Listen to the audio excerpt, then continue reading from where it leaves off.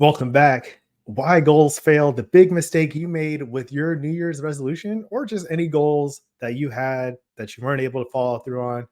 Let's talk about this. Someone said every year I always set a bunch of New Year's resolutions. I always start out strong for a couple of days, but sooner or later, I always fall back off the bandwagon. What's the secret? Click like if that's something you can relate to. And what I want you to understand here is that your days turn to weeks, months, years, and your whole lifetime of enjoyment, fulfillment, and impact. So we have to add some perspective to this so you can reach your goals and take confident ownership of your path to freedom and fitness. That's what I'm about. Welcome. My name is Reggie. I'm the founder of Fit for Freelance, where I build adaptive business leaders through compassionate health coaching. Vision is a big part. Vision, focus, and practice of the guilt-free game plan. And what I want you to do is have the vision so you can enjoy daily fulfillment in your life, right? That's something I posted when I was thinking about this post. Enjoying daily fulfillment of your vision is quality of life. Enjoying the dreams that you have and making them come true day by day is the sweetness of life. So, if you're running into challenges, you're wondering why you keep getting stuck with making changes to reach your goals. If you have a weight loss goal, a health goal, a business goal, an activity goal, you're not alone, especially when it comes to these New Year's resolutions. There's a study link below of 200 people. 23% of the people quit their resolution by the end of the first week, and then 43% quit by the end of January.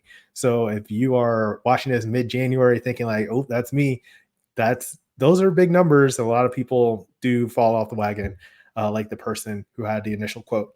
And only 19% of people keep them for 2 years, keep the resolutions for 2 years. So this is a common thing. The biggest challenge that most people had, according to this study, was low willpower or failure of stimulus control. So this is you, this is common. Don't feel bad about this. Compassion is also a core value of my coaching and Fit for Freelance, the guilt-free game plan. So don't feel too bad about this. Surprisingly, the study showed that social support and interpersonal strategies weren't associated with success before 6 months, but were factors later. So if you're going to drop out early, and it doesn't really matter if you have support from like a friend or something, it's not about the social support. It's more about the vision and understanding your behavior so you can create a sustainable practice. That's what they said. Counter conditioning and fading were determined to be most effective for behavior changes. So what happens a lot is if you consider your resolution something you've added on, it's easier to drop than when it seems hard, if you get stressed, or when that New Year's optimism wears off, right? So the end of December after Christmas, you're like, okay, I'm going to have a great year next year. You feel very energized, lots of momentum. And then New Year's hits, you're like, here we go. And it's a whole party. Eventually, it's just regular life again. It feels regular. And then you want to do the old habits that you had the year before. This is why these goals fail.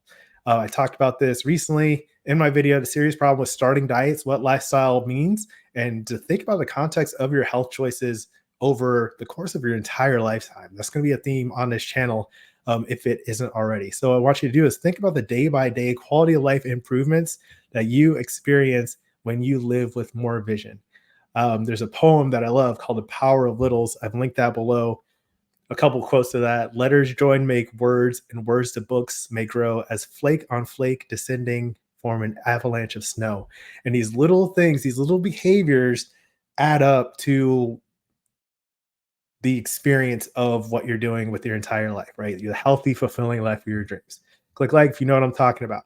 The thing is, to have vision, you have to be looking at something. You have to know, identify what the healthy, fulfilling life of your dreams looks like. A lot of people just skip asking this. They never think to ask it. This is a very valuable question.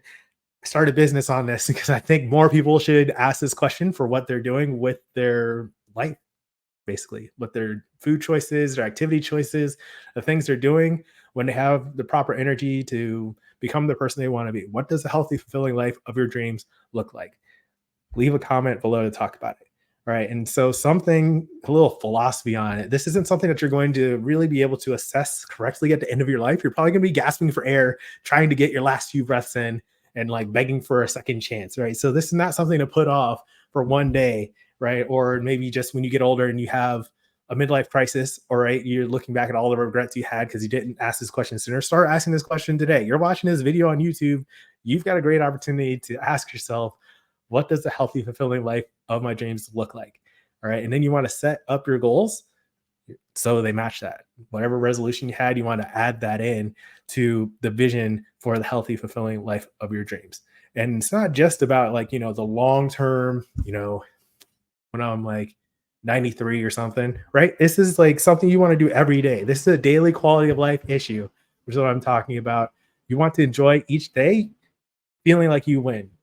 You did everything you intended to do, or a lot of the things. You had a great day. You rest your head in the pillow, feeling good about yourself, not like you're failing at your goals, like you can't keep up with the things that you want to do for yourself, like you're struggling, like you can't lose the weight that you've been intending to lose for the last 7 years. Like all of that is not quality of life indicators, right? And then if you have an increased risk of chronic disease on top of that, it's even worse. So what we want to do is create systems to make sure that you're enjoying each day with vision, focus, and practice. All right.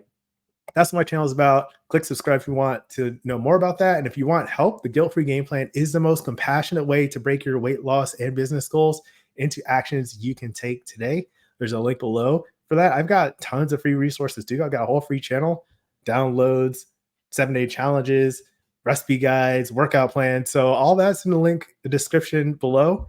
All right. Let me know what you think of this. Thinking big picture, using vision to understand that your days, everyday activities turn into your weeks, months, years, and your whole lifetime of enjoyment, fulfillment, and impact.